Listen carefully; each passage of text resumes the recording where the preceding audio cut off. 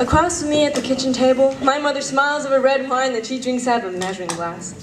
She says she doesn't deprive herself, but I've learned to find nuance in every movement of her fork, and every crinkle of her brow. She offers me the uneaten pieces on her plate. I've realized she only eats dinner when I suggest it. I wonder what she does when I'm not there to do so.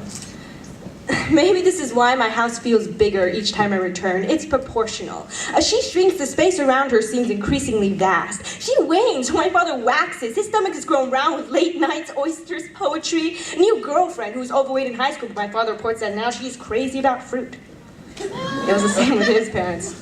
As my grandmother became frail and angular, her husband swelled to red round cheeks, rotund stomach, and I wonder if my lineage is one of women shrinking, making space for the entrance of men into their lives, not knowing how to fill it back up once they leave. I have been taught accommodation. My brother never thinks before he speaks. I have been taught to filter. How can anyone have a relationship with fruit? He asked, laughing as I eat the black bean soup I chose for its lack of carbs. I want to say, we come from difference, Jonas.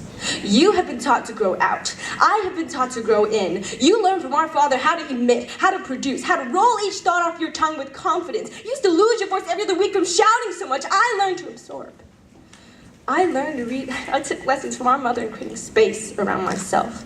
I learned to read the knots in her forehead while the guys went out for oysters, and I never meant to replicate her. But said enough times sitting across from someone, you pick up their habits. That's why women in my family have been shrinking for decades. We all learned from each other the way each generation taught the next to knit. Weaving silence in between the threads, I can still feel as I walk through this ever-growing house, skin itching. Picking up on all the habits that my mother unwittingly dropped like bits of crumpled paper from her pocket on her countless trips, from bedroom to kitchen to bedroom again. Nights I hear her creep down and eat plain yogurt in the dark, a fugitive, stealing calories to which she does not feel entitled, deciding how many bites is too many, how much space she deserves to occupy. Watching her struggle, I either mimic or hate her. I don't want to do either anymore, but the burden of this house has followed me across the country.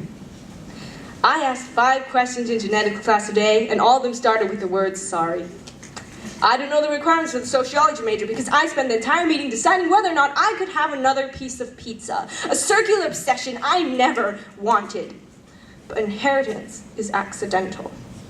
Still staring at me with wine-stained lips from across the kitchen table.